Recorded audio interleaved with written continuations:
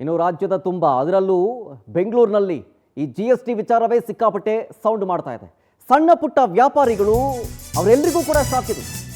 ಲಕ್ಷ ಲಕ್ಷ ತೆರಿಗೆಯ ಶಾಕ್. ಹೂ ಮಾರೋರು, ಹಣ್ಣು ತರಕಾರಿ ಮಾರೋರು, ಸಣ್ಣ ಪುಟ್ಟ ವ್ಯಾಪಾರ ಮಾಡೋರಿಗೂ ಈಗ GST ನೋಟಿಸ್ ಕೊಟ್ಟಿದ್ದಾರೆ. ಟ್ಯಾಕ್ಸ್ ನೋಟಿಸ್ ಬರ್ತಾ ಇದ್ದಂತೆ ಅಲ್ಲಿನ ಅಮೌಂಟ್ ನೋಡಿ ವ್ಯಾಪಾರಿಗಳು ಕಂಗಾಲಾಗ್ಬಿಟ್ಟಿದ್ದಾರೆ. ಒಬ್ರಿಗೆ 15 ಲಕ್ಷ ಬಂದರೆ ಇನ್ನೊಬ್ರಿಗೆ 67 ಲಕ್ಷ ಬಂದಿದೆ. ಹಾಗಾಗಿ ಇದ್ರ ಸಾವಾಸನೆ ಬೇಡ ಅಂತ ಈ ಅಂಗಡಿ ಮಾಲೀಕರು ಏನು ಮಾಡ್ತಾ ಇದ್ದಾರೆ ಅಂತಂದರೆ ಮುಂದ್ಗಡೆ ಒಂದು ಬೋರ್ಡ್ ಹಾಕ್ಬಿಟ್ಟಿದ್ದಾರೆ.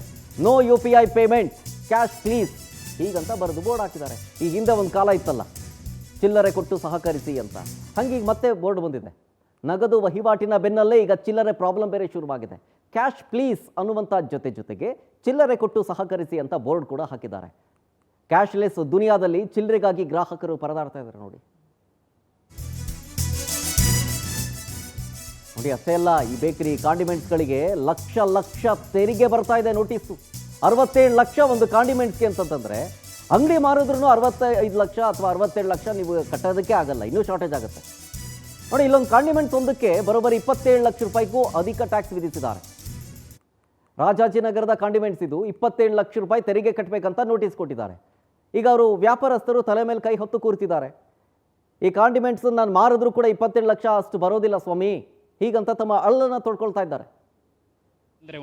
ಇದೊಂದು ಮಧ್ಯಮ ವರ್ಗದವರಿಗೆ ಮತ್ತು ಬಡ ಕುಟುಂಬಗಳಿಗೆ ಇದೊಂದು ದೊಡ್ಡ ಪೆಟ್ಟು ಅಂತ ಅನಿಸುತ್ತೆ. ಏನಕ್ಕಂತ ಹೇಳಿದ್ರೆ ವರ್ಷ ಹೇಳಿದ್ಗೂ ಏನಾದರೂ ನಾವು ಕ್ಯಾಶ್ ಟರ್ನ್ ಜಾಸ್ತಿ ಮಾಡ್ಬೋದಿತ್ತು.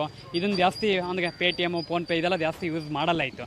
ಈಗ ಏಕಾಏಕಿ ಇದರಿಂದ ಏನು ಮಾಡಬೇಕಂತ ಗೊತ್ತಾಗ್ತಾ ಇಲ್ಲ. ಇವಾಗ ನಾವು ಆಲ್ರೆಡಿ ಕ್ಯಾಶ್ ವ್ಯವಹಾರನೇ ಜಾಸ್ತಿ ಮಾಡ್ತಾಯಿದ್ದೀವಿ. ಫೋನ್ಪೇ ಮತ್ತು ಪೇಟಿಎಮ್ ಎಲ್ಲ ಕಡಿಮೆ ಮಾಡ್ತಾಯಿದ್ವಿ. ಇದರಿಂದ ವ್ಯಾಪಾರನೂ ಕಡಿಮೆ ಇದೆ ಮತ್ತು ಸಾರ್ವಜನಿಕ ಕಸ್ಟಮರಿಗೂ ಇದರಿಂದ ತೊಂದರೆ ಉಂಟಾಗ್ತಿದೆ.